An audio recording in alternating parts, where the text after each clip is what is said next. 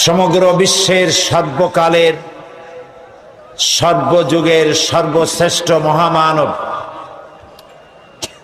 জনাবে মুহাম্মদুর রাসূলুল্লাহ সাল্লাল্লাহু আলাইহি ওয়াসাল্লামের পবিত্র সিরাত জানার উদ্দেশ্যে এই মাহফিলে আমাদেরকে শরীক করলেন। সেই মনিবের দরবারে শুকরগুজার হচ্ছি। আমরা সকলে পড়ছি আলহামদুলিল্লাহ। প্রিয় ভাই সব, আমরা এসেছি এমন এক মহান ব্যক্তিকে জানার জন্য, এমন এক মহান সত্তাকে জানার জন্য যাকে না জানলে কিছুই জানা হবে না, এবং যাকে জানলে পরে এই পৃথিবীতে মানুষ হিসেবে জন্মগ্রহণ করেছি এর সার্থকতা লাভ হবে। সেটা মুসলমানদেরও যেমন, সেটা হিন্দু খ্রিস্টান বৌদ্ধ যারা তাদের জন্য তেমন, সমস্ত জাতির জন্য আল্লাহ রাব্বুল আলামিন তাকে পাঠিয়েছিলেন। তিনি অন্যান্য নবীদের মতো শুধুমাত্র একটি গোষ্ঠীর জন্য আসেন নাই।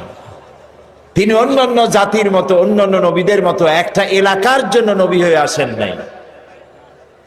মুহাম্মদুর রাসূলুল্লাহ সাল্লাল্লাহু আলাইহি ওয়াসাল্লাম এসেছিলেন বিশ্ববাসীর জন্য। সুবহানাল্লাহ। দুনিয়ায় যত নবী আল্লাহ পাঠালেন সমস্ত নবীরা ছিলেন এলাকা ভিত্তিক এবং অঞ্চল ভিত্তিক, ভাষা ভিত্তিক। নবী করিম সাল্লাল্লাহু আলাইহি ওয়াসাল্লাম সম্পর্কে আল্লাহ তাআলা বলেছেন, قل يا أيها الناس إني رسول الله إليكم جميعا। হে নবী, আপনি বলুন, হে মানব গোষ্ঠী, আমি আল্লাহর পক্ষ থেকে তোমাদের সকলের জন্য রাসূল হয়ে এসেছি। সুবহানাল্লাহ। কোন সময়ের জন্য? যখন তিনি এসেছিলেন সেই সময়ের জন্য নাকি? কি বলেন, বুঝতে পারছেন না? নবীজি তিনি পৃথিবীতে এসেছিলেন কিয়ামত পর্যন্ত এই পৃথিবীতে যত মানুষ আসবে সমস্ত মানুষের জন্য আল্লাহ তাআলা তাকে রাসূল করে পাঠিয়েছেন। সুবহানাল্লাহ। এই পৃথিবীতে যদি প্রশ্ন করা হয় মানুষের জন্য সবচাইতে বেশি জরুরি কি জিনিস, তাহলে আপনি কি জবাব দিবেন? এক একজন এক এক রকমের জবাব দিবেন। কেউ বলবেন জরুরি ভাত, কেউ বলবেন রুটি, কেউ বলবেন পানি, কেউ বলবেন বাতাস, কেউ বলবেন অক্সিজেন। কিন্তু মূল জবাব কি? আসল জবাবটা কি? আসল জবাব হচ্ছে এই পৃথিবীতে মানুষের জন্য সব থেকে বেশি জরুরত হচ্ছে রিসালাত, নবুয়ত। কারণ আল্লাহ তাআলা আমাদেরকে সৃষ্টি করেছেন কোন পথে চললে পরে আমরা আল্লাহর নৈকট্য লাভ করতে পারবো। আমরা যে পৃথিবীতে এসেছি, আমাদের কি পৃথিবীতে চিরকাল থাকবো না আমাদেরকে যেতে হবে? জবাব দেন। কার কাছে ফিরে যেতে হবে? সেই যে আল্লাহর কাছে ফিরে যেতে হবে, সেজন্য আল্লাহ রাব্বুল আলামিন আমাদেরকে অন্ধকারে ছেড়ে দেন না, আমাদের জন্য পথের দিশা দিয়েছেন। আর সেজন্য তিনি নবী পাঠিয়েছেন। আদম আলাইহিস সালাম থেকে শুরু করে মুহাম্মদুর রাসূলুল্লাহ, সবাই বলেন সাল্লাল্লাহু আলাইহি ওয়াসাল্লাম, তার পর্যন্ত যত নবী পাঠালেন সমস্ত নবীদেরকে আল্লাহ পাক নবুয়ত দিয়েছেন, নবী করে পাঠিয়েছেন। তাদের কোনো ভুল নাই, তাদের কোনো গুনাহ নাই, তারা সবাই মাসুম, তারা বেগুনাহ। এই নবীদের মধ্যে সর্বশেষ এবং সর্বশ্রেষ্ঠ নবী হলেন মুহাম্মদ রাসূলুল্লাহ সাল্লাল্লাহু আলাইহি ওয়াসাল্লাম। নবী করিম সাল্লাল্লাহু আলাইহি ওয়াসাল্লামকে আল্লাহ তাআলা এমন একটা সময় পাঠালেন যখন গোটা পৃথিবীতে মানুষ ছিল ধ্বংসের দ্বার প্রান্তে। চুরি, ডাকাতি, জেনা, ব্যভিচার, হত্যা, ধর্ষণ, এমন কোন পাপ নাই যা মানুষ করত না। যেই দেশে রাসূল আসলেন সেই দেশে মানুষ, তাদের চিন্তা ছিল যে আমি মানুষকে খুন করব না কেন, লুট করব না কেন, মিথ্যা কথা বলবো না কেন, নারী অপহরণ করব না কেন, এর কোনো যুক্তিসঙ্গত কারণ তাদের জানা ছিল না। সবটাই তারা বৈধ মনে করত। এবং কতটা জাহিল ছিল যে এই গোত্রের লোকেদের উটের পানি খাওয়ার আগে আর এক গোত্রের লোকের উটের পানি খাওয়াইল কেন? এই অপরাধে তারা একে অপরের বিরুদ্ধে গোত্রে গোত্রে লড়াই হয়েছে বছরের পর বছর, যুগের পরে যুগ। এরকমের জেহালাতে পরিপূর্ণ ছিল সমাজ। অর্থাৎ পৃথিবী ছিল এক ধ্বংসের প্রান্তে। এই ধ্বংস থেকে বাঁচানোর জন্য আল্লাহর রহমত ছাড়া আর কোন উপায় ছিল না। সেরকম একটি সময় আল্লাহ রাব্বুল আলামিন তার রহমত পাঠালেন।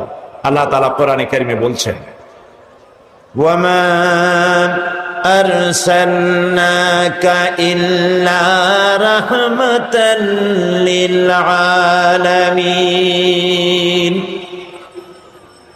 হে নবী, আমি আপনাকে গোটা সৃষ্টি জগতের জন্য আমার রহমত করে পাঠিয়েছি। সুবহানাল্লাহ। প্রিয় ভাই সব, আমি সেই রসুলের কথা আপনাদেরকে শোনাতে এসেছি যিনি আকাশের নিচে জমিনের উপরে সব থেকে শ্রেষ্ঠ মানুষ, জাত থেকে শ্রেষ্ঠ পৃথিবীতে আর কেউ। আমি আপনাদের সামনে এমন এক মহান ব্যক্তিত্বকে জানাতে এসেছি যিনি, যার মর্যাদা শুধু আকাশের নিচে নয়, আল্লাহর আরশের নিচে, জমিনের উপরে, আল্লাহর পরেই যার মর্যাদা। সুবহানাল্লাহ বলবেন না? তার সম্পর্কে, তবে তার সম্পর্কে আলোচনা করা আমার মতো আকিঞ্চন, আমার মতো ছোট্ট নগণ্য সামান্য জ্ঞানের অধিকারী কিভাবে এত বড় বিশাল ব্যক্তিত্ব সম্পর্কে আপনাদের সামনে আমি তুলে ধরব। ওমা তৌফিকি ইল্লা বিল্লাহ। আমি বলে থাকি, আটলান্টিক মহাসাগর, প্রশান্ত মহাসাগরের পানি যদি কেউ মাপতে যায় চামচ দিয়ে, তাহলে তাকে কি মনে করা হবে? তার সুস্থতা, মস্তিষ্কের সুস্থতা সম্পর্কে চিন্তা করতে হবে। আটলান্টিক মহাসাগরের পানিও হয়তো একদিন চামচ দিয়ে মাপা হয়তো সম্ভব হতেও পারে, কিন্তু নবী করিম সাল্লাল্লাহু আলাইহি সাল্লামের জীবন আলেখ্য, তার পবিত্র জীবন আলোচনা করে শেষ করা যাবে না। সুবহানাল্লাহ বলেন। এই পৃথিবীতে কত রাজা বাদশাহ এসেছেন, কত রঙ্গমঞ্চ তারা তৈরি করেছেন, কত দার্শনিক, কত বৈজ্ঞানিক, কত সাহিত্যিক, কত কবি পৃথিবীতে এসেছেন, কিন্তু মানুষের কাছে গ্রহণযোগ্য আদর্শ নিজের চরিত্র দিয়ে কেউ দেখায় যেতে পারেননি। নবী করিম সাল্লাল্লাহু আলাইহি সাল্লাম এক ব্যতিক্রম ধর্মী মানুষ, আল্লাহ তাকে পাঠাইছিলেন পৃথিবীতে। তার জীবন দুই রকম ছিল না। দুনিয়ার সব নেতাদের জীবন হয় দুই রকম সাধারণত।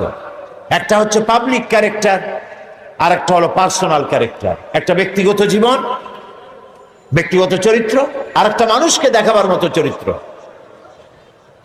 আপনি বলেন আমাকে, পৃথিবীতে এমন একজন নেতার নাম বলেন যিনি বলতে পারবেন আমার শৈশবে, আমার কৈশোরে, আমার যৌবনে, দিনে এবং রাতে আমি যা যা করেছি, আমার বন্ধুরা, আমার ড্রাইভার, আমার চাকর, আমার বাড়ির লোকজন, আমার বউ, আমার বন্ধু, আমার সাথী, তোমরা আমার ব্যাপারে যা দেখেছো সব মানুষকে বলে দাও, পারবে কেউ বলতে? এরকম আসতে বললেন, কথা বুঝতে পেরেছেন কিনা? তাহলে বলেন, এরকম কেউ বলতে পারবে? এবার যার সিরাত জানার জন্য, পবিত্র জীবন জানার জন্য আরামকে হারাম করে মাঠের ভিতরে বিনা বিছানায় যারা বসেছেন, যার জীবনকে জানার জন্য, তার সম্পর্কে শোনাই। আল্লাহর নবী বলেছেন, ও আমার সাহাবীরা, ও আমার স্ত্রীরা, দিনের আলোতে, রাতের আধারে আমার ব্যাপারে যা জেনেছো আর যা দেখেছো সবগুলো খুলে খুলে মানুষের সামনে বলে দাও। রাসূলের জীবন ছিল সূর্যের মতো দীপ্তমান, যেখানে কোনো কালিমা নাই। অন্ধ সূর্যের আলো অনুভব করতে পারে, ঠিক না? সমস্ত মানুষ তার জীবন সম্পর্কে ওয়াকিবহাল। পৃথিবীতে কেউ নাই রাসূলের চরিত্রে কোনো দাগ লাগানোর কোনো কথা বলতে পারে। সুবহানাল্লাহ বলতে ইচ্ছে করে না? আপনারা যে বসে আছেন এখানে, প্রত্যেকটা মুহূর্ত আপনার আমলনামায় নেকি লেখা হচ্ছে। কারণ জিকিরে ইলাহি যেমন ইবাদত, আল্লাহর জিকির করা কি বলেন না কেন? আল্লাহর জিকির যেমন ইবাদত, জিকরে ইলাহি যেমন ইবাদত, জিকরে হাবিবও তেমন ইবাদত। আমরা রাসূলকে স্মরণ করছি, তার আলোচনা করছি। কি মহান ব্যক্তিত্ব, যার জীবনে দুই রকমের কোনো কিছু নাই, সব স্পষ্ট। আল ওয়াদুহু ওয়াস সারাহা, একদম দিবালোকের মতো স্পষ্ট, কোনো বক্রতা নাই। কাফেরেরা চিন্তা করত যে এই লোকটা হইল কেমনে, এভাবে কেমনে হলো? শৈশব, কৈশোর, যৌবন কাটালেন তিনি এই সমাজের মধ্যে, কিন্তু মিথ্যা কথা বলেন না। মিথ্যা ছাড়া সমাজ চলে না, মদ ছাড়া মুহূর্ত চলে না। মদের অন্তত 100 প্রকার নাম ছিল তাদের। মদ খাইতে খাইতে শেষ পর্যন্ত মদের গ্লাস আর জগ বুকে জড়াই ধরে চিত হয়ে পড়ে থাকত। এরকম একটি সমাজে তিনি বড় হলেন। মদের গ্লাস তিনি টাচ করেছেন, হাত দিয়ে ধরে দেখেছেন, জীবনের শত্রুরাও বলতে পারবে না কেমনে হইল। তিনি যখন কোরআন শরীফ পড়তেন, কাফেরেরা মনে করত যে লোকটা কোনোদিন কোনো কবির সাথে বসে নাই, ওঠে নাই, সাহিত্যিকদের সাথে আনাগোনা ছিল না। এই যে মিলায় মিলায় বলে, নিশ্চয়ই কবি হয়ে গেছে, তলে তলে কবি হয়ে গেছে। নবী করিম সাল্লাল্লাহু আলাইহি সাল্লাম সম্পর্কে যখন যে কথা এসেছে, জবাব রাসূলের দেওয়া লাগে নাই, জবাব দিয়েছেন কে? রাসূলকে এক পর্যায়ে মজনুন বলা হয়েছে। মানে কি? পাগল বলা হয়েছে। রাসূলকে পাগল বলা হয়েছে, রাসূল জবাব দেন নাই। কারণ রাসূলকে যদি পাগল বলা হয় তাতে রাসূলের তো অসুবিধা নাই। এ আঘাত লাগে আল্লাহর, আঘাত লাগে আল্লাহ তাআলার অস্তিত্বের উপরে। আল্লাহ রাব্বুল আলামিন সঙ্গে সঙ্গে জবাব দিয়ে দিলেন। আল্লাহ রাব্বুল আলামিন বলেন, ওয়ামা সাহিবুকুম বিমাজনুন, তোমাদের সাথী পাগল নন। মুহাম্মদ সাল্লাল্লাহু আলাইহি ওয়াসাল্লাম পাগল নন তা বললেন না, বললেন তোমাদের সাথী পাগল না। তোমরাই তো সাথে ছিলা, একসঙ্গে খেলাধুলা করেছো, ওঠা বসা করেছো। তার জীবন যৌবন চোখের সামনে, পাগলামির কি দেখলে তার মধ্যে? নবী করিম সাল্লাল্লাহু আলাইহি ওয়াসাল্লাম কে যখন কবি বলা হলো, আল্লাহ তাআলা প্রতিবাদ করলেন। আল্লাহ তাআলা বললেন, ওয়ামা আল্লামনাহু আশ-শি'রা ওয়ামা ইয়ানবাগী লাহু। আল্লাহ তাআলা বলেন, আমার নবীকে আমি কবিতা শিখাই নাই, আর কবিত্ব আমার নবীর জন্য শোভনীয় নয়। আমার নবীরে আমি কবিতা শিখাই নাই, আর কবিতা আমার নবীর জন্য শোভনীয় নয়। এটা কি কথা? কবিতা নবীর জন্য শোভনীয় নয়। কারণ হলো কবিরা অনেক সুন্দর সুন্দর কবিতা লিখতে পারেন, মানুষের মধ্যে উত্তেজনা, টেনশন, রোমান্স পয়দা করতে পারেন, কিন্তু কোনো সিদ্ধান্ত দিতে পারেন না। কবিরা পৃথিবীতে মানুষকে এমন কোন আদর্শ কবিত্বের মাধ্যমে শিক্ষা দিতে পেরেছেন, হোমার থেকে শুরু করে আজ পর্যন্ত এরকম কবি দেখা যায়নি। এবং কবিরা এমন এমন কথা বলেন যা বাস্তবতার সাথে মিল নাই। কবিরা আবেগ উচ্ছ্বসিত হন, কল্পনার ঘোড়ার পৃষ্ঠের উপরে বসে তেপান্তরের মাঠ দিয়ে নিরুদ্দেশ্যের উদ্দেশ্যে দৌড়াতে থাকে। বাস্তবতার সাথে মিল থাকে না।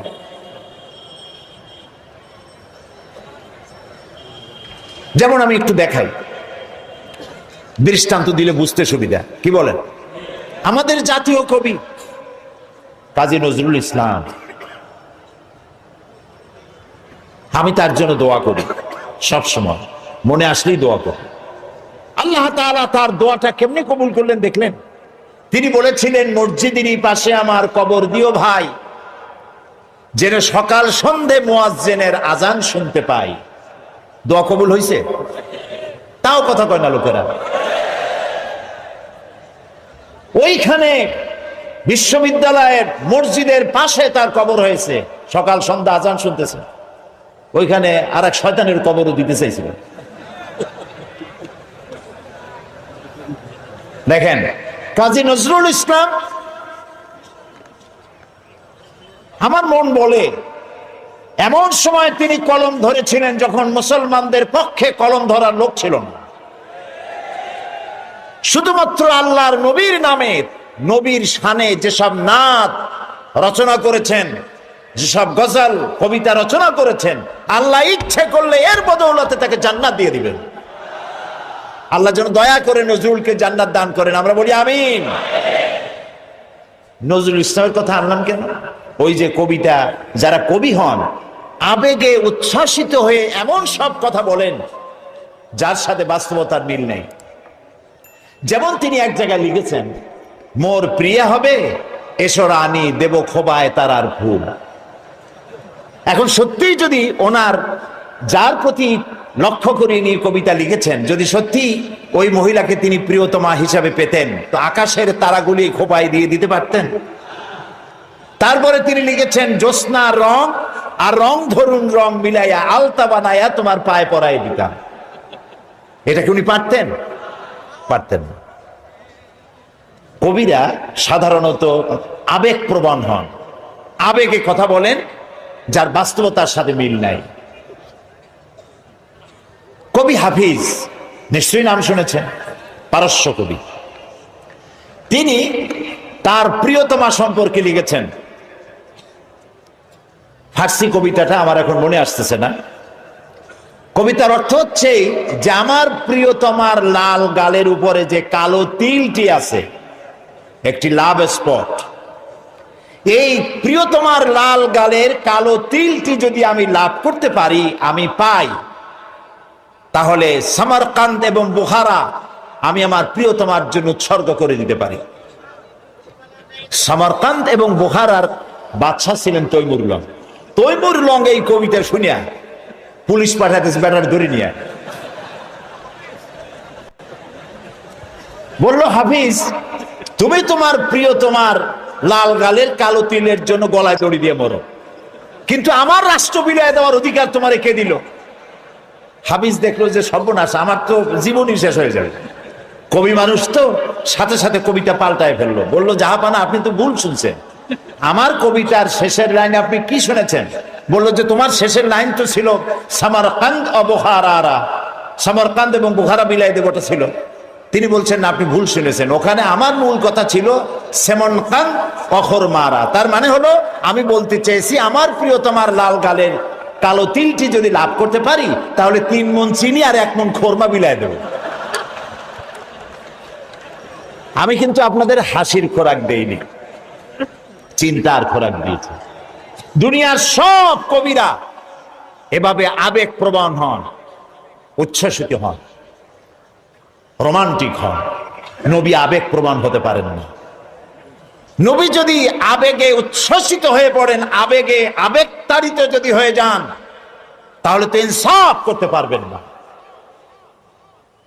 নবীজির কাছে হযরত ফাতেমা রাদিয়াল্লাহু তাআলা আনহা এসেছেন, হাতের ঠোসকা পড়েছে, বলছেন, ইয়া রাসূলুল্লাহ, আব্বাজান, কুয়া থেকে পানি উঠাতে উঠাতে দড়ি দিয়া আমার ঘাড়ের উপরে দাগ পড়ে গিয়েছে, আটা পিষতে পিষতে 2টো হাতে ঠোসা পড়ে গিয়েছে, আমার খুব কষ্ট হয়, আমাকে একজন খাদেমা আপনি দিবেন। রাসূলুল্লাহ বলছেন, ফাতেমা, আমি মদিনার এখনো অমুক অমুক গোত্রের খাবার পৌঁছাইতে পারিনি, অমুক অমুক গোত্রের দাবি দেওয়া এখনো মিটাইতে পারিনি, আমি তো তোমাকে খাদেমা দিতে পারবো না। বরং তুমি এক কাজ করো, প্রত্যেক নামাজের পরে সুবহানাল্লাহ 33 বার, আলহামদুলিল্লাহ 33 বার, আল্লাহু আকবার 34 বার, এটা তুমি পড়ো। রাসূল যদি মেয়ের কলিজার টুকরা মেয়ে হযরত ফাতেমাকে না দেখে তিনি থাকতে পারতেন না। একবার রাসূলুল্লাহ বসা মসজিদে নববীতে মুখ মলিন, সাহাবীরা ভয়তে কথা বলতে সাহস পাচ্ছে না। কিছুক্ষণ পর নবীজি উঠে চলে গেলেন হযরত ফাতেমার ঘরে। কিছু সময় পরে বেরিয়ে এলেন হাসি খুশি চেহারা। সাহাবায়ে কেরাম জিজ্ঞেস করলেন, হে রাসূল, এখন তো আমাদের জান ফিরে আসছে, আমরা তো হতাশ হয়ে গেছিলাম, আপনার মুখ মলিন দেখে ভয় তো অস্থির হয়ে গেছে। কি কারণে মুখ কালো ছিল? কেন আপনি অশান্তি ভোগ করছিলেন, আর কিভাবে আপনার শান্তি ফিরে এলো? নবীজি বললেন, সাহাবীরা, ওদের মধ্যে একটু মনোমালিন্য হয়েছিল, আমি কষ্ট পাচ্ছিলাম। ওদের মধ্যে, বুঝতে পারছেন, হযরত ফাতেমা, হযরত আলী, ওদের মধ্যে একটু মনোমালিন্য হয়েছিল, আমি কষ্ট পাচ্ছিলাম। আমি ভেতরে গিয়ে দুজনকে নসিহত করলাম, তাদের মধ্যে এখন আবার আগের মতো হাসি খুশি ফিরেছে, আমি খুশি হয়ে গেছি। ফাতেমা আমার কলিজার টুকরা, যে ফাতেমাকে ব্যথা দেয় সে মুহাম্মদ সাল্লাল্লাহু আলাইহি ওয়াসাল্লামকে ব্যথা দেয়। প্রিয় ভাই সব, যে মেয়েকে এত ভালোবাসেন তিনি, আবেগ প্রমাণ হলে তিনি তো দিতেই পারতেন, তিনি মদিনার বাদশা, প্রেসিডেন্ট। নবী আবেগ প্রমাণ হতে পারেন না, আবেগের বশীভূত হতে পারেন না। এই জন্য আল্লাহ তাআলা প্রতিবাদ করেছেন, ওয়ামা আল্লামনাহু শি'রা ওয়ামা ইয়ানবাগী লাহু, আমি আমার নবীকে কবিতা শেখাই নাই, আর কবিত্ব নবীর জন্য শোভনীয় নয়। নবীর পার্সোনালিটি ভিন্ন। একজন সাহাবী বলেছিলেন, হে রাসূল, রাসূলুল্লাহ বলছিলেন যে তুমি এই কাজটা করলা না কেন? সাহাবী জড়সড় হয়ে গেলেন ভয়তে, বললেন, ইয়া রাসূলুল্লাহ, আমি তো বুঝি নাই, আপনি যদি একটু চোখ দিয়ে আমাকে ইশারা করতেন তাও তো আমি কাজটা করে ফেলতাম। রাসূলুল্লাহ বললেন, চোখ দিয়া ঠারে ঠরে কথা বলা নবুয়তের শান নয়। সুবহানাল্লাহ, সুবহানাল্লাহ। দেখেন না, মানুষের চোখ মেরে কথা বলে, ঠারে ঠরে কথা বলে, নবুয়তের শান এটা নয়। নবীজি যখন কথা বলতেন কারো সাথে, পুরা দেহ মোবারকটা ফিরিয়ে দিতেন, ডান দিকে, বা দিকে, পিছনে। আমরা যেভাবে এরকম কাটকুট করে শুনি, এরকম করতেন না, যাতে যার সঙ্গে কথা বলছেন তিনি যেন কথা বুঝতে পারেন যে রাসূল পুরা মনোযোগী শুনছেন, আমাকে ইগনোর করছেন না। প্রিয় ভাই সব, এক মহাসমুদ্র। রাসূলুল্লাহ নামাজ পড়তেছিলেন, হযরত ওমর রাদিয়াল্লাহু তাআলা আনহু তখনও কাফির, চাইছিলেন রাসূলকে শায়েস্তা করবেন, মারবেন, লাঞ্ছিত করবেন। নামাজরত অবস্থায় দেখে তিনি চিন্তা করলেন, যাক নামাজ পড়তেছে, এখন কিছু কবর না, নামাজটা শেষ হোক, তারপরে আচ্ছা করে। হযরত ওমর বলেন, আমি নবীজের পিছনে দাঁড়িয়ে অপেক্ষা করতেছিলাম নামাজ কখন শেষ হবে, আর তিনি নামাজের ভিতরে তেলাওয়াত করতেছিলেন। তেলাওয়াত যখন শুনলাম, আমার কাছে মনে হলো এই কথাগুলি মানুষের বানানো নয়, নিশ্চয়ই কোন জিন রাসূলুল্লাহকে শিখায়া দেয়। আমি যখন এই চিন্তা করেছি, এত সুন্দর মিলায়া কি করে পড়েন, জেনে শিখায় দিয়েছে, এই চিন্তা যখন আমি করেছি, নবীজি তখন আমার এই কথার জবাব যেন তিনি দিলেন। তিনি পড়লেন, ইন্নাহু লাকাউলু রাসূলিন কারীম। না, এটা কোনো জিন বা অন্য কারো কথা নয়, এটি হচ্ছে মহান বার্তাবাহকের বর্ণনা। হযরত ওমর বলছেন, জিনের কথা না হলে কবির কথা তো বটেই। এত সুন্দর মিলানো, দেখছেন না কোরআন শরীফে কি মিল, লক্ষ্য করছেন? করেন নেই বোধ হয়, করার জন্য অনুরোধ করি। কোরআন তাড়াতাড়ি পড়বেন, মনে হবে আপনি প্রবন্ধ পড়ছেন। থেমে থেমে পড়বেন, মনে হবে যেন কবিতা পড়তেছেন। প্রত্যেক আয়াতে আয়াতে মিল, সুবহানাল্লাহ। হযরত ওমর বলছেন, ভাবলাম মুহাম্মদ সাল্লাল্লাহু আলাইহি ওয়াসাল্লাম কবি হয়ে গেছে। হযরত ওমর বলেন, যেই না চিন্তা করলাম মনে মনে মুহাম্মদ সাল্লাল্লাহু আলাইহি ওয়াসাল্লাম কবি হয়ে গেছেন, অমনি তিনি আমার এই কথার জবাব যেন তিনি দিলেন। তিনি পড়লেন, ওয়ামা হুয়া বিকাউলি শাইরিন কালিলাম মা তুমিনুন। না না, এটা কোনো কবির কথা নয়। হযরত ওমর বলে, সর্বনাশ, তাহলে তো শুধু কবি না, গণকও। আমার মনের কথা বুঝলো কেমনে? তো জাদুকর হয়ে গেছে, গণক হয়ে গেছে। হযরত ওমর বলেন, যখন আমি মনে মনে চিন্তা করলাম গণক হয়ে গেছেন, অমনি নবীজি আমার সে কথারও জবাব দিয়ে দিলেন। তিনি পড়লেন, ওয়ালা বিকাউলি কাহিনিন কালিলাম মা তাযাক্কারুন। না না, এটা কোনো গণকের কথা নয়, তোমরা খুব কমই উপদেশ গ্রহণ করে থাকো। হযরত ওমর বলেন, আমার মনে হচ্ছিল আমার পায়ের তলা থেকে মাটি সরে যাচ্ছে। কি আশ্চর্য কথা! যা বলি মনে মনে তারই জবাব আসে। নামাজের মধ্যে কি করে বোঝেন তিনি? হযরত ওমর বলেন, প্রত্যেকটি কথার জবাব, মনের প্রশ্নের জবাবগুলি যখন আসতেছিল, তখন আমার চোখের সামনে বিরাট একটা জিজ্ঞাসাবোধক চিহ্ন ঘুরতেছিল। এটা জেনের কথা নয়, কবির কথা নয়, গণকের কথা নয়, তবে এটা কি? যেই না চিন্তা করেছি তবে এটা কি, অমনি নবীজি তেলাওয়াত করলেন, তানজিলুম মির রাব্বিল আলামিন। আল্লাহ রাব্বুল আলামিনের নাযিলকৃত কিতাব। হযরত ওমর বলছেন, আমার মনে হচ্ছিল ঈমান ইসলাম তার শিকড় শুদ্ধ আমার কলিজার মধ্যে ঘিরে বসতেছে। কিন্তু তখনও সময় আসে নাই হযরত ওমরের ঈমান কবুল করার। প্রিয় ভাই সব, রাসূলকে আল্লাহ রাব্বুল আলামিন পৃথিবীতে পাঠালেন এজন্য নয়, তিনি আমাদেরকে মেসাক করা শুধু শিখাবেন, তিনি আমাদেরকে শুধু দাড়ি আর টুপির কথা বলবেন। একটি সমাজ বিপ্লব, একটি রাষ্ট্র বিপ্লব করার জন্য পাঠিয়েছেন। চুরি, ডাকাতি, জেনা, ব্যভিচার, হত্যা, ধর্ষণে ভরপুর সমাজ, এখানে এসেছেন তিনি। এই জাতির উপায়, এ মানুষ বাঁচবে কি করে? এর লক্ষ্য কি, উদ্দেশ্য কি, যাবে কই? আহারে, গরিবদের বাঁচার কোনো অধিকার নাই। গরিবরা শোষিত, নির্যাতিত, নিপীড়িত, নিগৃহীত। বড় লোকদের সব জোর জার, মুলুক তার।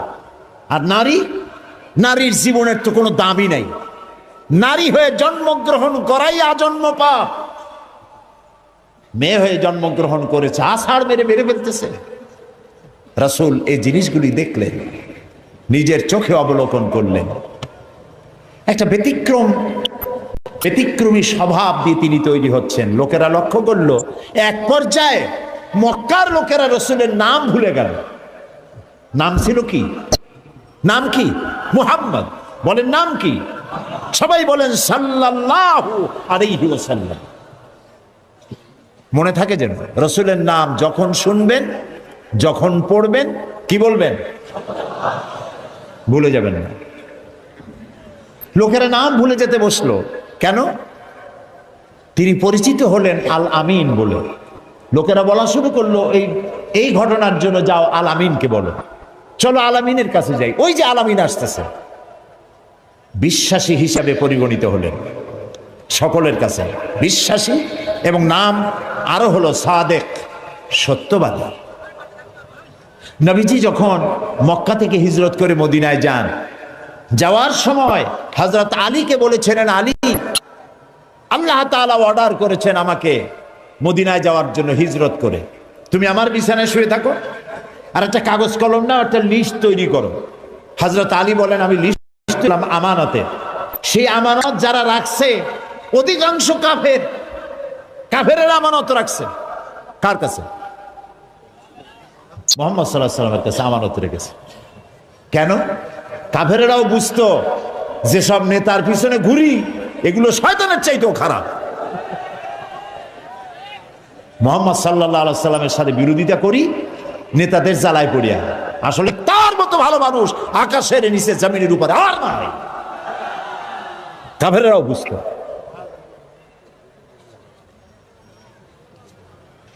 এখনো আমাদের দেশে যত নেতা টেতা আছে, অনুসারীরা বোঝে খাঁটি শয়তান। নামাজ নাই, না দেখেন না, নামাজ নাই, রোজা নাই, আল্লাহ পরকালের চিন্তা নাই, মিথ্যা কথা বলে অনবরত। মানুষে যেমন বমি করে হড় হড় করিয়া মুখ দিয়া মিথ্যা করি বমির মতো বাইর হইতে থাকে।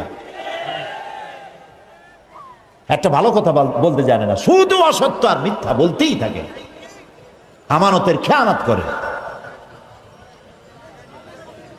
তবে এইসব নেতাদের পিছনে ঘুরে কেন? এই চিন্তায় যে এরা যদি এমপি মন্ত্রী হইতে পারে তা একটা চাকরি পাবো, লাইসেন্স পাবো, টিয়ার কাবি খা খাইতে পারবো।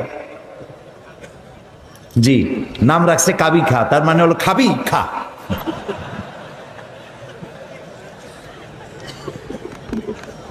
নবী করিম সাল্লাল্লাহু আলাইহি ওয়াসাল্লাম, আপনার আমার জীবন, আমাদের মা বাপের জীবন উৎসর্গ হোক রাসূলের কদম মোবারকের উপরে। সারাটা দুনিয়া ঋণী তার কাছে, তার স্বভাব চরিত্রের কাছে। মুহাম্মদুর রাসূলুল্লাহ সাল্লাল্লাহু আলাইহি ওয়াসাল্লাম এই সমাজে বড় হলেন, বেড়ে উঠলেন, লক্ষ্য করলেন এদের বাঁচাবো কেমনে, উপায় কি? তিনি গারে হেরায় চলে গেলেন। ওটার নাম জাবালে নূর। আমরা গারে হেরা বলি, কিন্তু মক্কা শরীফে যে গারে হেরা কইলে কেউ চিনবে না, চিনবে না। জাবালে নূর, ওই জাবালে নূরে উঠলেন, অনেক উঁচা। আল্লাহ দয়া করে আমাকে একবার ওঠার তৌফিক দিয়েছিলেন, একবার উঠছি। তাতেই তখন তো আমার শরীর টরীর অনেক ভালো ছিল, ভালো মানে মোটা ছিলাম বেশি। উঠতে গিয়ে 3 বোতল পেপসি খাওয়া লাগছে, আর 2-3 দিন উরুতে ব্যথা ছিল। তাহলে চিন্তা করেন কত উঁচা। সেই পাহাড়ের অনেক উঁচায় একটা ছোট্ট জায়গা, একটা রাস্তা আছে একটুখানি, এই সোজাভাবে ঢোকা যায় না, কাত হয়ে কইয়া কাইত আছেন আমাদের দেশে বলে, ওই কইয়া কাইত হয়ে ঢোকা যায়। এবং ওখানে একটা জায়গা আছে যেখানে 2 জন একসাথে নামাজ পড়তে পারে, এরকম একটা গুহা। সেখানে নবী করিম সাল্লাল্লাহু আলাইহি ওয়াসাল্লাম চিন্তা গবেষণা করতে লাগলেন। যেদিন বয়স 40 বছর পূর্ণ হয়ে গেল, আল্লাহ রাব্বুল আলামিন তাকে নবুয়তের মর্যাদা দিয়ে দিলেন। এই নবুয়তের মর্যাদা নিয়ে তিনি নেমে আসতেছেন। ভয় পেলেন। জিবরাইলকে তো জীবনে দেখেন নাই, হযরত জিবরাইলকে দেখেছেন। জিবরাইল বলেছেন ইকরা, পড়ো। তিনি বলছেন যে আমি পড়তে জানি না। আবারও বললেন ইকরা, পড়ো, বলছেন জানি না পড়তে। তৃতীয়বার তিনি বুকের সাথে জড়িয়ে ধরলেন, এমন ভাবে জড়িয়ে ধরলেন নবী করিম সাল্লাল্লাহু আলাইহি ওয়াসাল্লাম ব্যথা পেলেন এবং তিনি পড়তে পারলেন। নেমে এসে স্ত্রী হযরত খাদিজাতুল কুবরা রাদিয়াল্লাহু তাআলা আনহাকে বললেন আমাকে ঢেকে দাও। তাড়াতাড়ি করে চাদর এনে তিনি ঢেকে দিলেন। নবী করিম সাল্লাল্লাহু আলাইহি ওয়াসাল্লামের চোখের মধ্যে ভীর ছাপ। হযরতে খাদিজা ভীত সন্ত্রস্ত হলেন, জিজ্ঞেস করলেন আবাল কাসেম আপনার কি হয়েছে? তিনি ঘটনা শোনালেন। হযরত খাদিজা কি বলতেছেন শোনেন। হযরত খাদিজা বলছেন ইয়া আবাল কাসেম, হে কাসেমের পিতা, আপনার ঘাবড়াবার কোনো কারণ নাই। কোন দুষ্ট জিন, কোন দুষ্ট শয়তান আপনাকে অনিষ্ট করতে পারে না, কারণ আপনি সত্যবাদী। আপনাকে কোন দুষ্ট জিন, কোন শয়তান আপনাকে অনিষ্ট করতে পারে না, কারণ আপনি আত্মীয়তার হক আদায় করেন, আপনি এতিমকে মিসকিনকে খেতে দেন, আপনি বিধবাকে আশ্রয় দেন, আপনার ক্ষতি কেউ করতে পারে না। হযরত খাদিজা দৌড় মারলেন এবং নিজের চাচাতো ভাই হযরত ওয়ারাকা বিন নওফল, তিনি ছিলেন তাওরাতের জবরদস্ত আলেম, নবীজির মুখে খবর শুনলেন। সবটা শুনে নবীজির মস্তক মোবারকের উপরে চুমো খেয়ে বললেন কুদ্দুসুন কুদ্দুসুন, অতি পবিত্র, মহাপবিত্র ইয়া মুহাম্মদ সাল্লাল্লাহু আলাইহি ওয়াসাল্লাম, আপনার কাছে যিনি এসেছিলেন তিনি কোন জিন নয়, তিনি মহাপবিত্র আত্মা, তিনি ফেরেশতা। যে ফেরেশতা এসেছেন ইব্রাহিম, মূসা, ঈসা, ইয়াকুব, আইয়ুব, সমস্ত নবীদের কাছে যে ফেরেশতা এসেছে, সেই জিবরাইল এসেছিলেন আপনার কাছে।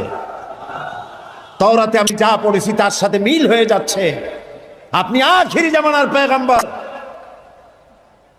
তবে আমার জন্য আফসোস, আমি বৃদ্ধ, এই জাতি আপনাকে খুব কষ্ট দেবে, নির্যাতন করবে। সেদিন পর্যন্ত যদি আল্লাহ আমারে বাঁচায় রাখেন, আমি আপনাকে সাহায্য করব, আপনার সাথে থাকব। প্রিয় ভাই সব, একটা নারী, একজন স্ত্রী পুরুষের জন্য, স্বামীর জন্য সব থেকে উত্তম সাক্ষী দিতে পারে, এর থেকে ভালো সাক্ষী আর কেউ দিতে পারে না। আল্লাহর নবী যখন তার স্ত্রী হযরত খাদিজা রাদিয়াল্লাহু তাআলা আনহাকে যখন দাওয়াত দিয়েছেন, আল্লাহ রাব্বুল আলামিন যখন দাওয়াতের জন্য বলে দিলেন নিকটবর্তী আত্মীয়দেরকে দাওয়াত দাও, সর্বপ্রথম নবীজি গিয়ে হযরত খাদিজাকে দাওয়াত দিলেন, বললেন আল্লাহ ছাড়া কোনো ইলাহ নাই, মাবুদ নাই, তার উপর ঈমান আনো, আর আমি মুহাম্মদ রাসূলুল্লাহ সাল্লাল্লাহু আলাইহি সাল্লাম আখিরি জামানার পয়গম্বর, আমার উপর ঈমান আনো। স্ত্রীর জন্য স্বাভাবিক ছিল, স্ত্রী তো কমসে কম স্বামীরে চেনে, কি বলেন আপনারা, চেনে না? সব মানুষকে আপনি ধোঁকা দিতে পারবেন, সব মানুষকে আপনি চোখে ধুলা দিতে পারবেন, কিন্তু স্ত্রী ভাঙিয়ে দিতে পারবেন না, ঠিক কিনা বলবেন? স্ত্রী আপনার জন্য ভালোবাসা দিতে পারে, জীবন দিতে পারে, সব দিতে পারে, কিন্তু ঈমান আনা অত্যন্ত কঠিন। নবীজি যখন হযরত খাদিজাকে ঈমানের দাওয়াত দিলেন, হযরতে খাদিজা রাদিয়াল্লাহু তাআলা আনহা এক মুহূর্ত দেরি করেন নাই, সঙ্গে সঙ্গে পড়েছেন লা ইলাহা ইল্লাল্লাহু মুহাম্মাদুর রাসূলুল্লাহ। জোরে পড়েন লা ইলাহা ইল্লাল্লাহ, লা ইলাহা ইল্লাল্লাহ, লা ইলাহা ইল্লাল্লাহু মুহাম্মাদুর রাসূলুল্লাহ। হযরত খাদিজা বলছেন, ইয়া আবুল কাসেম, আপনি অবশ্যই আল্লাহর নবী। আমার কোনো বিন্দু মাত্র সন্দেহ নাই, কারণ বিগত 15 বছর আপনার সাথে ঘর সংসার করে আপনাকে যেভাবে দেখেছি, কোন সাধারণ মানুষের আচরণ এরকম হতে পারে না, আপনি অবশ্যই আল্লাহর নবী। নবী করিম সাল্লাল্লাহু আলাইহি ওয়াসাল্লাম এই দাওয়াত নিয়ে ছড়িয়ে পড়লেন ময়দানে। তিনি বলেছেন লা ইলাহা ইল্লাল্লাহ। এই কালেমার দাওয়াত কি শুধু মুহাম্মদ সাল্লাল্লাহু আলাইহি ওয়াসাল্লামের ছিল না, সব নবীদের ছিল। দুনিয়ার সব নবীদের একটাই স্লোগান ছিল, কারো মধ্যে কোনো মতপার্থক্য, মতদ্বৈততা হয় নাই, সকলের স্লোগান একটা, লা ইলাহা ইল্লাল্লাহ। এই কালেমার বিপ্লবী দাওয়াত পেশ করেছেন সমস্ত নবীরা। আমরা এই কালেমাটা বুঝি না, না বোঝার কারণেই দুরবস্থা হয়েছে। আমরা শুধু এটারে জিকিরের বুলি বানাইছি। দেখছেন কি কায়দায় জিকির করে, লা ইলাহা ইল্লাল্লাহ ইল্লাল্লাহ, এমন জোরে ইল্লাল্লাহ বলে তাতে কলব থাকলেও পারে, গেলেও পারে। কি বুঝে ইল্লাল্লাহ বলতেছেন, আবার লা ইলাহা ছেড়ে দিয়া খালি ইল্লাল্লাহ করে, এরকমও শুনেছি, শুনছেন আপনারা? লা ইলাহা বাদ দিয়া কতক্ষণ ইল্লাল্লাহ ইল্লাল্লাহ ইল্লাল্লাহ। আশ্চর্য কথা, এটা কি কি বলতেছেন আপনি? ইল্লাল্লাহ মানে তো আল্লাহ ছাড়া, আল্লাহ ছাড়া কি? লা ইলাহা ইল্লাল্লাহ এই কালেমার দাওয়াত যখন নবীরা দিয়েছেন, হযরত মূসা আলাইহিস সালাম যখন বলেছেন লা ইলাহা ইল্লাল্লাহ, এ আঘাত লেগে ফেরাউন দরিয়ায় নীলের মধ্যে ডুবে শেষ হয়ে গিয়েছে।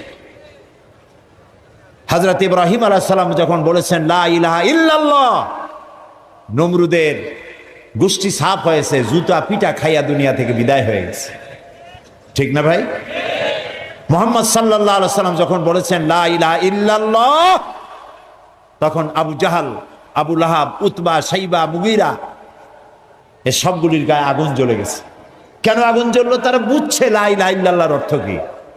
তারা বুঝেছে লা ইলাহা ইল্লাল্লাহ মানেই হচ্ছে কোনো ইলাহা নাই, আইনদাতা নাই, বিধানদাতা নাই, শাসনকর্তা নাই, কাউকে মানি না। কে ছাড়া? আল্লাহ ছাড়া। ফেরাউনও বুঝেছে। ফেরাউন বোঝেন? ফেরাউনকে মুসা আলাইহিস সালাম যখন বলেছেন বলো লা ইলাহা ইল্লাল্লাহ, ফেরাউন বলেছে মা আলিমতু লাকুম মিন ইলাহিন গায়রি, আমি তো জানি না যে আমি ছাড়া আরো কোন ইলাহ আছে, আমি তো ইলাহ। তুমি যদি আমারে বাদ দিয়ে আর কাউকে ইলাহ মানো লাআজআলান্নাকা মিনাল মাসজুনিন, কারারুদ্ধ করে রাখবো, জেলখানায় ঢুকিয়ে দেব। মুসা আলাইহিস সালাম ভয় পাইছিলেন নাকি? ভয় পাননি। কাফেরেরা বুঝতে পারতো লা ইলাহা ইল্লাল্লাহর অর্থ কি। আবু জাহাল, আবু লাহাব, উতবা, শাইবারা, হযরত আবু তালেব নবী করিম সাল্লাল্লাহু আলাইহি সাল্লামের চাচা আবু তালেবের কাছে গিয়ে বলেছে, আবু তালেব রাসূলকে বলো, মুহাম্মদ সাল্লাল্লাহু আলাইহি সাল্লামকে বলেন তিনি যেন লা ইলাহা ইল্লাল্লাহর দাওয়াত না দেন, এর বিনিময়ে যত টাকা লাগে, যে সুন্দরী মেয়ে পছন্দ করবে সেই মেয়ে তার সাথে বিয়ে দিয়ে দেব, নেতৃত্ব দেব, টাকা দেব, পয়সা দেব, বাড়ি ঘর দেব, তবুও লা ইলাহা ইল্লাল্লাহ দাওয়াত যেন তিনি না দেন। নবীজির কাছে যখন প্রস্তাব গেল, আল্লাহ নবী বললেন চাচাজি আবু তালিব, প্রস্তাব যেটা এসেছে ওই প্রস্তাবকরা যা দিতে পারবে সেটা তো স্বাভাবিক কথা, যেটা দিতে পারবে না তাও যদি ওরা আমার হাতে দিতে পারে, যেমন আকাশের সূর্যটা ধরে এনে যদি ওরা আমার ডান হাতে তুলে দেয়, আকাশের পূর্ণিমার চাঁদ যদি ধরে এনে আমার বাম হাতে তুলে দেয়, এরও বিনিময়ে আমি আল্লাহ নবী মুহাম্মদুর রাসূলুল্লাহ এক মুহূর্তের জন্য তাওহীদের দাওয়াত বন্ধ করে দেব না। নবীজি পৃথিবীতে আল্লাহর দ্বীনের দাওয়াত দেওয়ার জন্য, দ্বীন প্রতিষ্ঠার জন্য এসেছিলেন, এজন্য আসেন নাই আবু জাহাল, আবু লাহাব বা সাইবারা নেতৃত্ব দিবে আর মুহাম্মদ সাল্লাল্লাহু আলাইহি সাল্লাম তার অধীনে চাকরি করবেন, মসজিদে বসে আল্লাহ আল্লাহ করবেন। মূসা আলাইহিস সালামকে এজন্য পাঠানো হয়নি যে তিনি ফেরাউন রাজত্ব করবে আর তিনি তার অধীনে থেকে আল্লাহ বিল্লাহ করবেন, এজন্য পাঠানো হয়েছে। মূল উদ্দেশ্য কি? আল্লাহ রাব্বুল আলামিন বলেন হুয়াল্লাযী أرسل رسوله بالهدى ودين الحق ليظهره على الدين كله وكفى بالله شهيدا। আল্লাহ তাআলা তিনি রাসূলকে প্রেরণ করেছেন দ্বীনে হক আর সত্যের বিধান সহকারে, যাতে করে পৃথিবীর সব মতবাদের উপরে ইসলামকে তিনি বিজয়ী করে দিতে পারেন। নবী করিম সাল্লাল্লাহু আলাইহি সাল্লাম মক্কি জীবনে এই কাজটি তিনি চালু করলেন।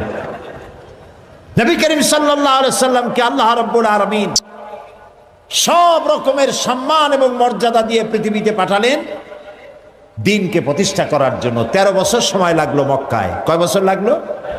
13 বছর। এই 13 বছর দ্বীনের দাওয়াত দিতে থাকলেন মানুষের দুয়ারে দুয়ারে গিয়ে, গোপনে, রাত্রে, দিনে। আল্লাহর মেহেরবানি লোক তৈরি হয়ে গেল। আবু বকর, ওমর, ওসমান, আলী, খাব্বাব, খুবাইব রিদওয়ানুল্লাহ তাআলা আলাইহিম আজমাইন, এই সব লোক তৈরি হয়ে গেল। কেমন লোক তৈরি হলো? যে হযরত ওমর রাসূলকে হত্যা করতে আসছিলেন, সেই ওমরকে আল্লাহ এমন দরজায় পৌঁছায় দিলেন, রাসূল বললেন লা নাবিয়্যা বাদি ওয়ালা রাসূলা, আমার পরে নবীও হবে না, রাসূলও হবে না, কিন্তু আমার পরে যদি কেউ নবী হতো লাকান ওমর, ওমরে আল্লাহ নবী বানাই দিতেন। সুবহানাল্লাহ বলুন। এইসব লোক তৈরি হয়ে গেল। 13 বছর সময় লাগলো। আল্লাহ রাব্বুল আলামিন হিজরতের অর্ডার দিয়ে দিলেন। নবীজি এবার মক্কা শরীফ থেকে রওনা করেছেন। গভীর রজনীতে হযরত আবু বকরকে সঙ্গে করে নিয়ে রওনা করলেন। জাবালে মেসফালার ভিতর দিয়ে, জাবালে কেদোয়ার উপর দিয়ে যাওয়ার সময় বারবার কাবার দিকে ফিরে তাকায় কাঁদতে লাগলেন আর বলতে লাগলেন, কাবারে বড় আশা ছিল তোর খেদমত করব, কিন্তু তোর নিষ্ঠুর সন্তানেরা তোর কাছে আমারে থাকতে দিল না রে। নবীজি হযরত আবু বকর রাদিয়াল্লাহু তাআলা আনহুকে সঙ্গে নিয়ে জাবালে সুরে চলে গেলেন। হজরে রক্ত হয়ে গেল। হযরত আবু বকর বলেন আর উপায় নাই, ধরা পড়ে যাব, এই গুহার মধ্যে গিয়ে আমরা আশ্রয় নেই। গুহার ভিতরে গিয়ে আশ্রয় নিলেন। সকালবেলায় কাফির বেঈমানেরা খুঁজতে খুঁজতে ওই পর্যন্ত এসেছে। একজন বলে পায়ের চিহ্ন এখানে শেষ, ভিতরে আছে, আর একজন বলে নাই। একজন বলে আছে, আর একজন বলে নাই। হযরত আবু বকর বলেন, ইয়া রাসূলুল্লাহ, আমরা ধরা পড়ে গেছি, আর উপায় নাই। এটা এত স্বল্প গভীর গুহা, বসতে পরে মাথা দেখা যায়, শুয়ে হাঁটু উঁচু করলে হাঁটু দেখা যায়, আর বাঁচার উপায় নাই। আল্লাহ রাব্বুল আলামিনের হাবিব তখন বললেন, কারিমের মধ্যে সূরা তাওবায় আল্লাহ শোনাই দিয়েছেন, ইয়াকুলু লিসাহিবিহি লা তাহজান ইন্নাল্লাহা মা'ানা। হে আমার বন্ধু, হে আমার সাথী, ভয় পেও না, আমরা দুইজন নই, আমাদের সাথে আর এক সত্তা আছে। তার নাম কি? সবাই বলেন। আল্লাহ রাব্বুল আলামিন তার হাবিবকে বাঁচালেন না ধরাই দিলেন? বাঁচাইছেন কিনা? দিনের বেলায় ঘুমায় থাকতেন, রাতের বেলায় চলতেন। 13 দিন সময় লাগলো। মক্কা শরীফ থেকে লোকেরা, কাফেরেরা রাসূলকে ধরার জন্য সুরাকাকে পাঠিয়ে দিল। সুরাকা চলল ধরার জন্য, অশ্ব পৃষ্ঠে সওয়ার হয়ে দৌড়াতে দৌড়াতে রাসূলের কাছে চলে গিয়েছে। হযরত আবু বকর বলছেন, ইয়া রাসূলুল্লাহ, আবার ধরা পড়ে গেলাম, এই লোক কেমনে ছাড়ি? আবার পিছনে দৌড়ানো আরম্ভ করেছে। আবার কিছু দূর গিয়ে দুটি পা, ঘোড়ার পা সামনের দিকে টেনে যেতে লাগলো। এবার বলল, আমি ক্ষমা চাই। রাসূল বললেন, মাফ করলাম, ফিরে যা। আবার যখন ঘোড়ার পা উঠে আসলো, সুরাকা তখন চিন্তা করলো, 100 লাল উট কেমনে ছাড়িয়ে যায়। আবার পিছনে আরম্ভ করছে দৌড়। এবার যখন কাছাকাছি এসেছে, সুরাকার ঘোড়ার 4টা পাই মাটির তলায় নামা শুরু হয়ে গেছে। সুরাকা বলছে, আমি মাপ চাই, আমাকে ক্ষমা করে দিন। রাসূলুল্লাহ ফিরে তাকালেন, বললেন, সুরাকা, এখনো তোমার বিশ্বাস হয় না যে আমি আল্লাহর নবী? সুরাকা বলছেন, হ্যাঁ। নবীজি তাকে ক্ষমা করলেন। ঘোড়া শুদ্ধ উপরে উঠে আসলো। সুরাকা চিন্তা করলো, একেবারে খালি হাতে ফিরবো? দেখেন কি কত বড় খারাপ মানুষ। সুরাকা বলছে, মুহাম্মদ সাল্লাল্লাহু আলাইহি ওয়াসাল্লাম, আচ্ছা আমি যেই ধরলাম না, আমি ফিরে যাব এখন, কিন্তু আমি যে আপনাকে ধরলাম না, সেজন্য আপনি আমার কিছু দেবেন না? মানুষ কত খারাপ হতে পারে চিন্তা করে। নবীজি রাগ করলেন না। নবীজি বললেন, হ্যাঁ দেব। কি দেবেন? নবীজি বললেন, তোমাকে আমি পারস্য সম্রাটের মুকুট তোমার মাথায় পরিয়ে দেওয়া হবে। সুরাকা মুখটা মলিন হয়ে গেল। কিভাবে সম্ভব? কইল কি? এটা কি সম্ভব কথা? যিনি রাতের আধারে একজন লোক নিয়ে কোন রকম করে আত্মগোপন করে চলে যাচ্ছেন, নিজের জন্মভূমি ছেড়ে পারস্য সম্রাটের মাথার মুকুট এনে আমারে দেবে, এটা একটা কথা হইল? কিছু দেবেন না তাই কর। মন খারাপ করে সে চলে গেল। নবী করিম সাল্লাল্লাহু আলাইহি সাল্লামের ইন্তেকালের পর হযরত আবু বকর ক্ষমতা এলেন, তারপরে হযরত ওমর ক্ষমতা এলেন। হযরত ওমরের জামানায় পারস্য বিজয় হলো, আর গনিমতের মালের সাথে পারস্য সম্রাটের মুকুটও এসে সামনে হাজির হয়ে গেল। হযরত ওমর লক্ষ্য করে দেখলেন গনিমতের মালের মধ্যে হীরা মণিমুক্তা খচিত চকচক করছে, পারস্য সম্রাটের মাথার মুকুট। হযরত ওমর বললেন, কেউ চলে যাও তো, সুরাকাকে ডেকে নিয়ে আসো। সুরাকা তখন বুড়ো হয়ে গেছে, দাড়ি চুল পেকে বৃদ্ধ হয়ে গেছে। সুরাকাকে কাছে ডেকে হযরত ওমর নিজ হাতে পারস্য সম্রাটের মুকুটটা সুরাকার মাথায় পরিয়ে দিলেন। বললেন, সুরাকা, আল্লাহর নবীর ওয়াদা কখনো মিথ্যা হয় না। নবীজি মক্কা থেকে মদিনায় পৌঁছে গেলেন। প্রতিমধ্যে খুব ক্ষুধার্ত হয়েছিলেন। প্রতিমধ্যে কখনো খেতে পারতেন, কখনো খেতে পারতেন না। মদিনার কাছাকাছি, বুখারীতে এই বিবরণ এসেছে, কাছাকাছি হয় যখন হলেন, তখন উম্মে মা'বাদ, মা'বাদের মা বাড়িতে ছিলেন একটা ঘরে। আবু মা'বাদ কাজের জন্য চলে গেছে। কতগুলি ছাগল ছিল তাদের।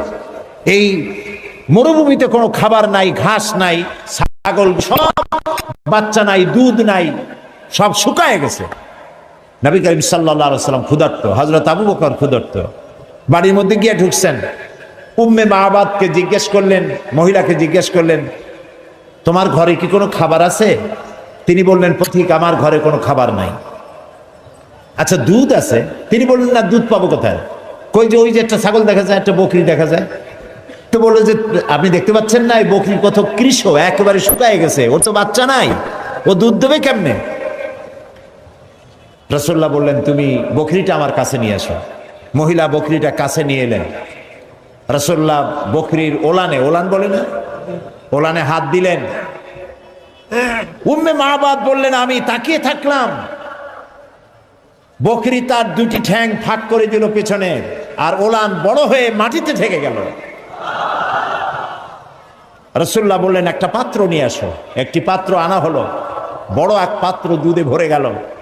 রাসূলুল্লাহ পাত্র থেকে ঢেলে দিলেন, তুমি খাও। নিজে খাইলেন, হযরত আবু বকরকে খাওয়ালেন। পাত্র পরিপূর্ণ থাকলো। বলল, তোমার স্বামী এলে তাকে দিও। রাসূলুল্লাহ চলে গেলেন। আবু মাবাদ বাড়ি ফিরেছেন, মুখ শুকনা।